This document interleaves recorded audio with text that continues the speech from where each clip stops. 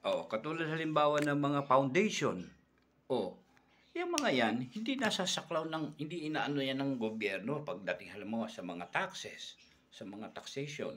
Kasi hindi yan, may mga sarili yan silang mga batas na hindi man malalim pagkaintindi natin diyan, hindi sila pinagbubuwis ng gobyerno. Foundation nga eh. Parehas din ng religion yan.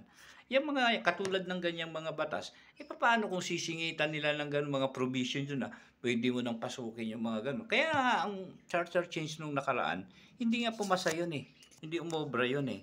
Ngayon, mabago na naman, people initiative na naman, na parang may pagkabudol nga ang dating eh, dahil nga sa may mga nakamaskara. Yung si Mrs. Onyate, yung nagsasabing siyang nagpondo, isang negosyante yun. Isang negosyante na ayon sa sinasabi ng mga YouTube information is may-ari ng Asia, Pacific Asia. Ang mga kalaban niya sa negosyo, Philippine Airlines, yung mga nandito sa Pilipinas. So ito, yung tama yung sinasabi natin na itong mga negosyante, konektado sa mga politiko yan. Sila yung mga nag-ooperate ng politiko, pinatatakbo para magiging manok, pinakamanok nila sa Kongreso. Ang intention is proteksyonan yung ating mga negosyo. So, labanan ito ng mga negosyante, mga big time oligarchs sa Pilipinas. Kasi kapag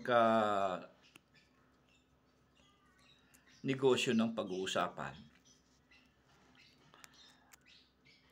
madali, yan ang may pera mga negosyante. So sila ang mas makapangyarihan kaysa sa mga politiko.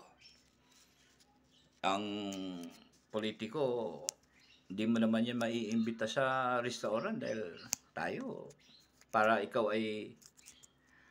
bigyan ka ng panahon o na wala kang ibabayad sa restaurant, pobre ka nga eh. Pero sila, doon sa negosyante, bakit? Doon sigurado may pera, doon makipag-meeting yun.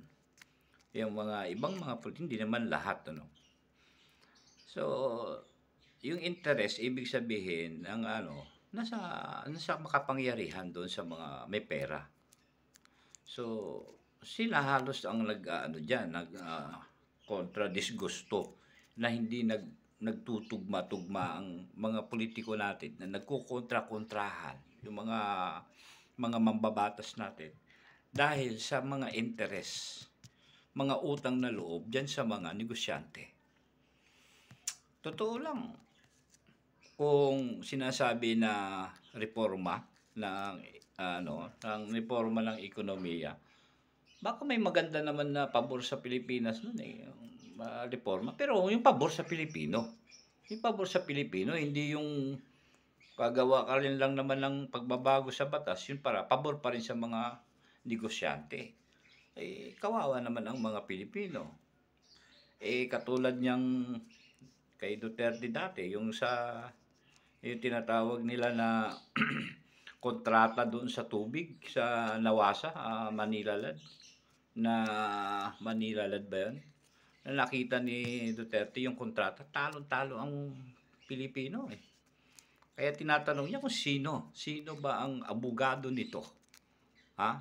At nang maimbestigahan natin. Kasi galit na galit siya eh. Bakit?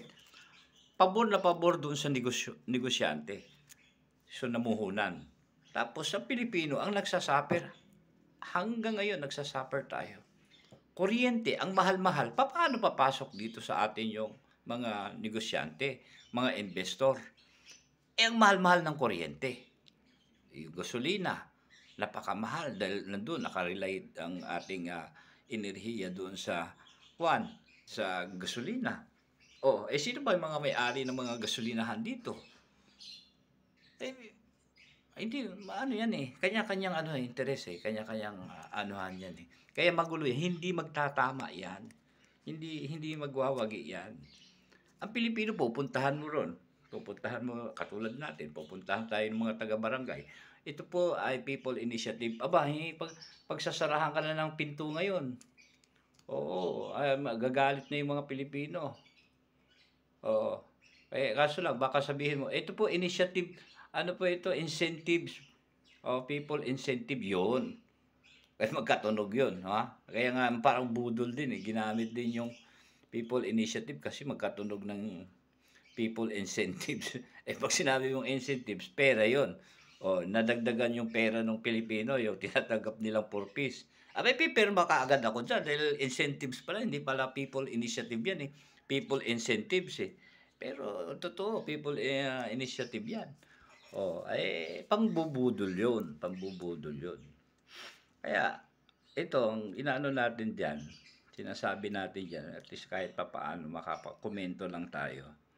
Pag sinabi niyong parang may lukuhan, lulukuhan, hindi sa Diyos yan, hindi sa magandang espiritu yan, sa demonyo yan.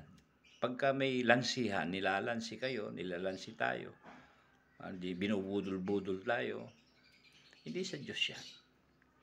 Sa masamang espiritu yan na pinaiiral dito sa mundo yung dahil sa kasakiman na ng tao. Hindi man masama magnegosyo. Pero kung yung minamanipula mo na lahat dahil sa kasakiman mo na, gusto mo nang mamanipula lahat ng negosyo dito sa Pilipinas, kayo-kayo na lang ang nagpapatakbo at ang Pilipino ang ginagawa ninyong kalabaw. Kawawa naman ang mga Pilipino.